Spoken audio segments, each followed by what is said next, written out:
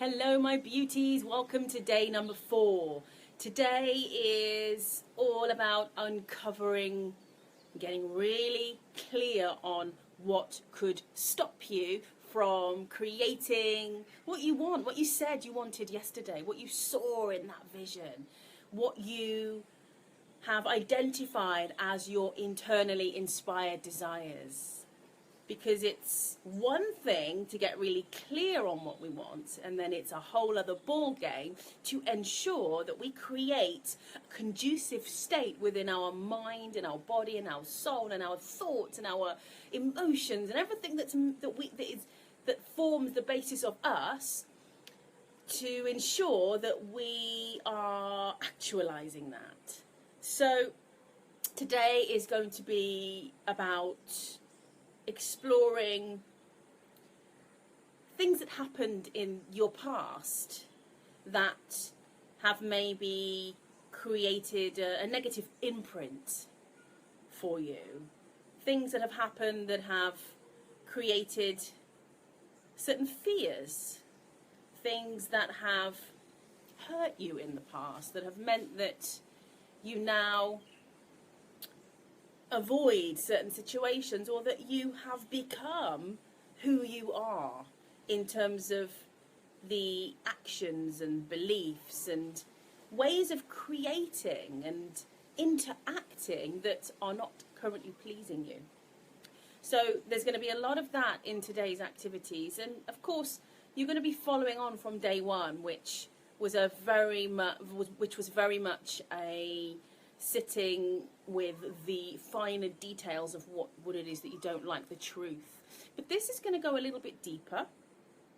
I sometimes call it bowing down to rise up, because in the process of excavating and delving and sort of kind of imagining like a giant drill that you're sort of, or one of those road drills, you're sort of, breaking the surface to get underneath, and underneath being your emotions, your fears, the parts of you that have been wounded. So we're going to get into that and begin to understand, not only understand, this is the biggie, start to heal and clear. All right? So you, as a human being, are a vibrational being. You are made up of every single thought, experience, every single conversation you've had, that moment when you were in preschool and your teacher didn't give you enough praise when you handed in your painting, that moment in high school when you'd stayed up half the night completing an assignment and you got a C- rather than that A that you wanted. Everything and anything that we trudge through in life creates who we are today. So in order to understand why we haven't created what we want so far, or what could possibly hinder us, block us, or slow us down from doing so moving forward, we're going to get into a good state of understanding. So to give you an even clearer idea, if we were to take a marker pen and write and fill all over your body with each wound experience, with each time that you went through something that then led you to form in your mind, in your often subconscious mind, a strong limiting belief, then there probably would be no more skin left on your body. Same with me, same with all of us. We are the sum total of everything we've ever experienced. So looking at what went on, looking at what is in your energetic and emotional makeup will provide you with the map, so to speak, to be able to navigate your way into this beautiful transformation. So your mind is the hub of your life. Your mind is kind of like the captain of the ship. Your mind tends to govern what happens, and there are two distinct parts to your mind, and you may already know this, and we're really just touching on the surface here. There's the conscious part of your mind, which provides you with the awareness of what you're thinking, being and doing, and then there's also the unconscious part of your mind, which tends to govern above all what happens and not happens in your life. And that part of your mind, the unconscious part of your mind, is almost buried so deep that unless we begin to do work like this or hypnotherapy or anything like that, stays very buried, yet very hindering in our quest for an improved state of being and living. So today we're also, on top of glancing back and tracing the root or the number of roots of our disconnect or our blockages, we are also going to delve into our thought processes. We're going to delve into the way that we think and feel, look at and believe regarding our desires. So yesterday you guys uncovered and got really clear on what it is you want. So today we're going to look at what could stop you from getting that. So I want you to close your eyes. I'm going to move out of the way, and I'm just going to guide you for a few moments, just to set the tone for the work that we're going to be doing today.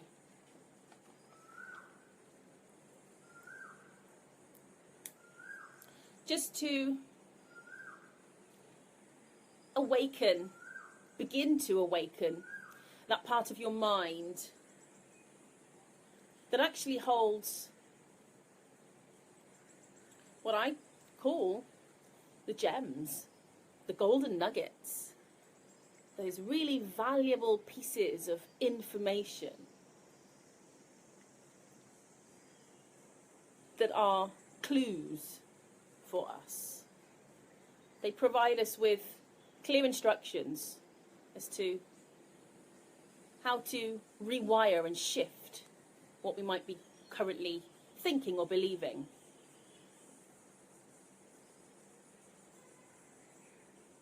So we're going to call forth just one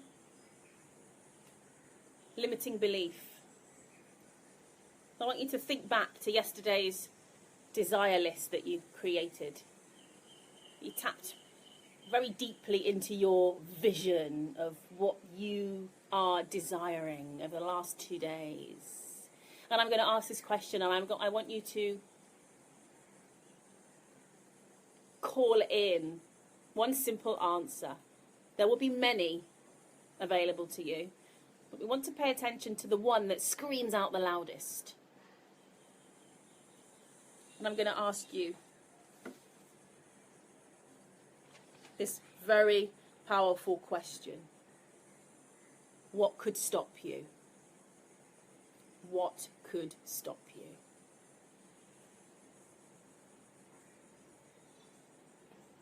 So hold that thought, and if you've got your journal close by to you, jot it down, and then open your eyes before you jot it down. So that exercise was to demonstrate to you how actually a lot of what we need to excavate and extract from the mind, you can have access to it quite quickly. And all that is required is some focus, some intention. So we set the intention just before that very short process to connect with one limiting belief or thought. So,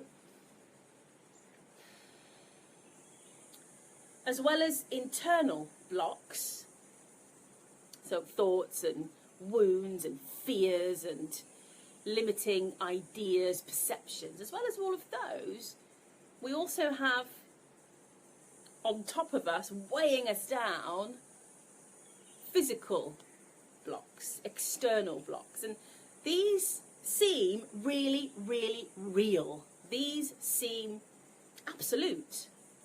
When we think of our physical environment, the responsibilities that we have, whether we're a parent or we're caring for our parents, whether we are tied down to a job because we need the income. And oftentimes the external blocks can be shifted if we first shift our internal blocks, right? So, for example, glancing back in time, identifying what the triggers were, what happened, what didn't happen. Were you let down? Were you heartbroken? Were you abandoned? Did you fail at something? Are you currently failing at something?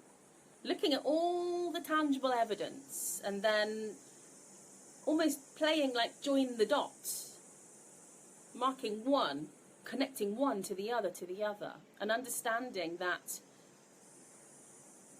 one day, long ago, something happened and you decided this. And the reason that happens is because our mind, our logical mind, one of the biggest jobs that it has is to keep us safe. To keep us safe, to keep you safe. So we can't really knock it when really all it's trying to do is to take care of you.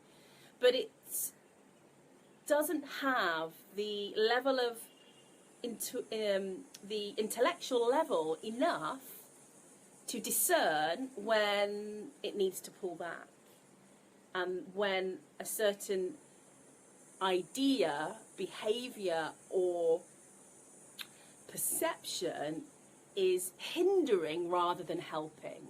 So that's when this work becomes really powerful, because you get to be that, you get to take that role on in this work. You get to be the one choosing whether that's a healthy way of thinking, being, or doing, or whether it's unhealthy, whether it's assisting you and uplifting you, or whether it's hindering you.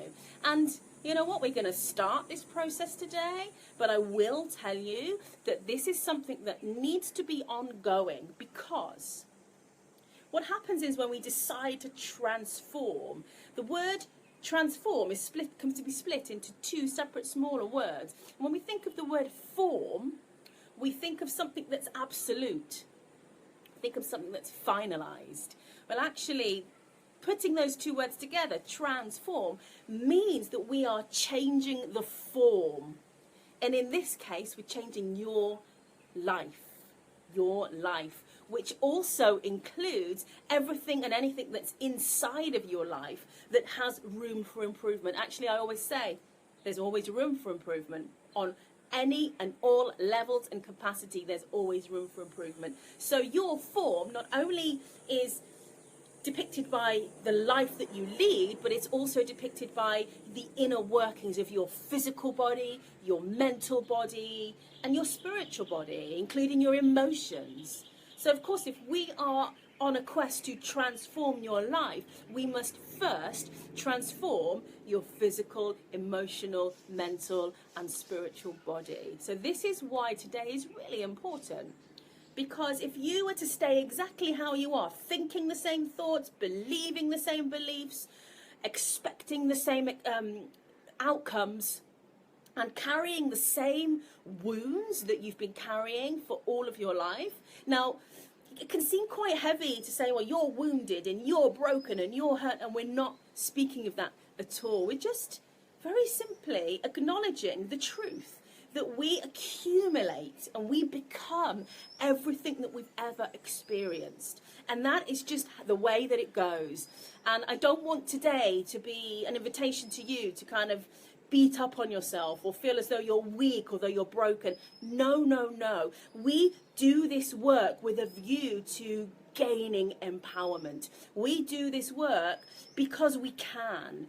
And it's all about taking responsibility for what happened and also taking responsibility for choosing differently, choosing from this day forward to show up differently and think differently and realign not only your thoughts but also your whole being, your whole form, realigning that with who you want to be. So for example, looking at each desire in turn, which you're going to do today, and answering the question in relation to every single little desire and the vision, what could stop me? What could stop me? And by doing that, you're going to be taking responsibility and becoming master of your thoughts, feelings, emotions, life, your form. You're going to be becoming a master of it rather than allowing what currently is or has been to master you. Now, I said very early on in this class today that the mind is the navigator. It's the captain, you know. Imagine that captain, and there's a little captain in your brain, and it's leading the way. It's deciding where you go, and that will continue on until you say no more, and you take radical action and you take responsibility. So that's what we're going to be doing today. So if we decide that that's how it's going to be, we're going to kickstart it with today's activities, but I urge you to continue this work. As I've already said, we transform, but in layers. So imagine an onion, and imagine how multi-layered an onion is. It's a bit of a strange analogy, but it's widely used in this arena of teaching. So perhaps in this week, this 7-day course, we will peel several layers of your onion away. The ones that are sort of rotting or outdated or a little bit old. And then we reveal that the new segment of your life. But then very quickly, depending on the momentum, the flow, the phase that you're in, the cycle that you're currently in, those new layers will then quickly become outdated and old again. And it's almost like you've got this never-ending layered sphere or layered onion, so to speak.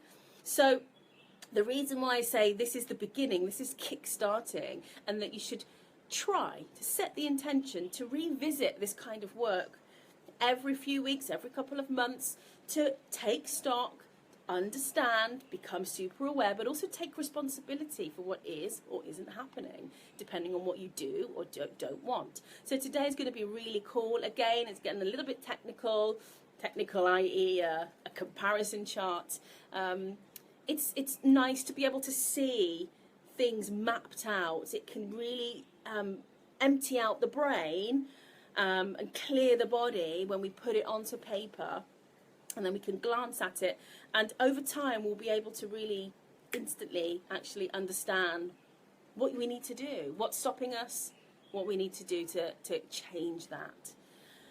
So it's all about uncovering what could uniquely stop you from creating the life and the elements of your life that you really, really desire. And remember, your desires are a preview for what is next.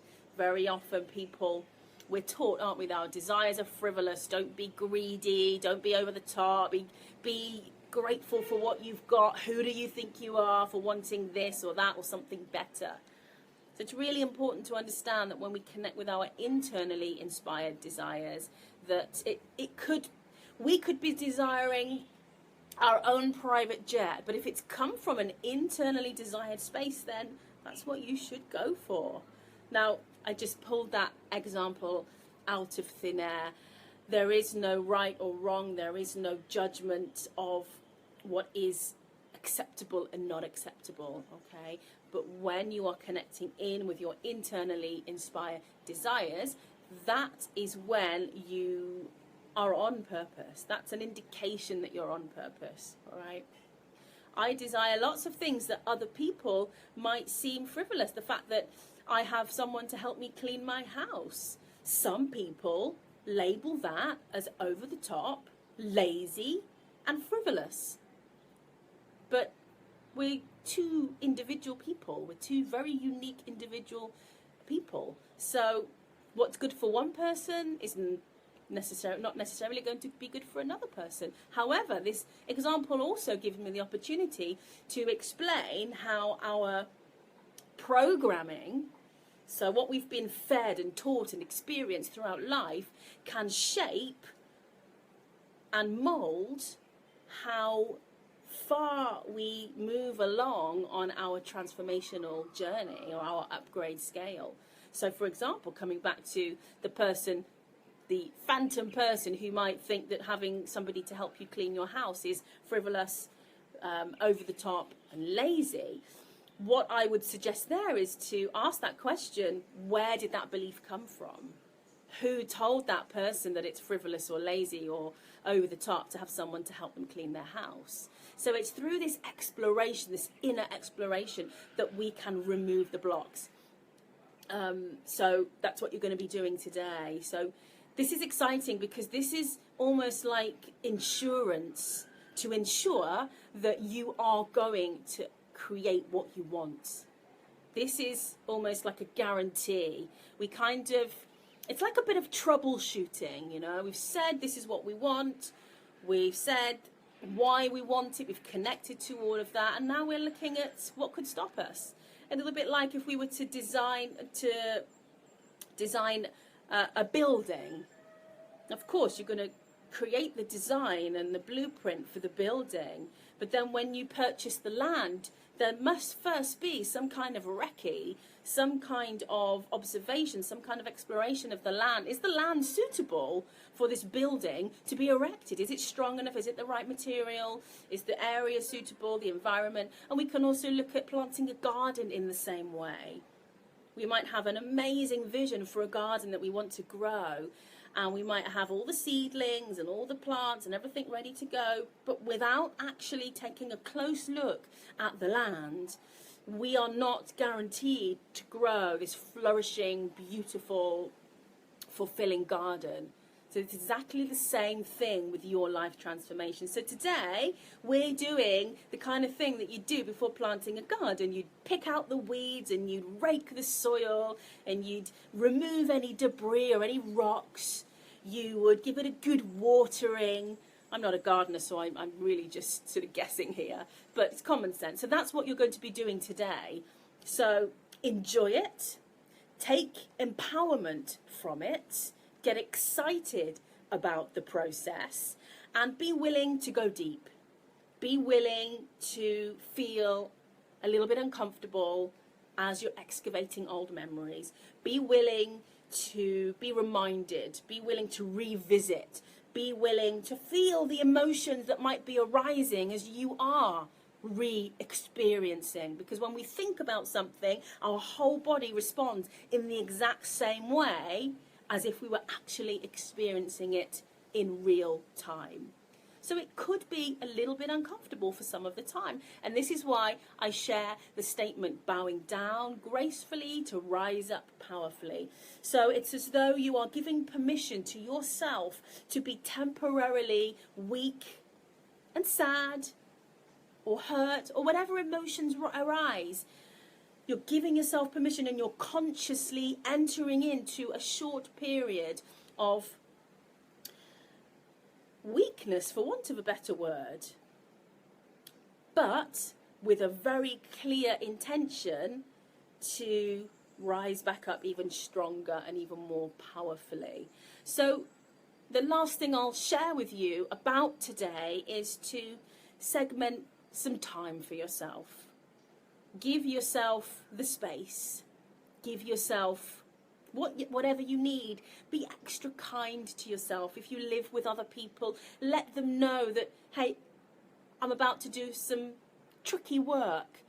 Not necessarily, but I might end up feeling quite sensitive for the rest of the day or the afternoon or the morning. Make sure you've got some nourishment nearby. Make sure you have the time in your diary to lay down and sleep if you need to. When we dredge up old emotions and wounds and pain and whatever's going to be coming up, it can kind of weigh us down physically. It can be quite exhausting. It may not be the case for you, but I really needed to let you know, just in case it is. And of course, I'm here. If any of the experiences that you're reliving get a little bit icky, do just comment below and let me know and say, hey Maria, I need you, and I'll respond as soon as I'm able to. So just making sure we've got everything, I've shared everything with you. Yeah, we're good. So I'm going to let you go and get on with the activities for the day. Take a breath. Everything's going to be okay. Enjoy bowing down to rise up. Until tomorrow.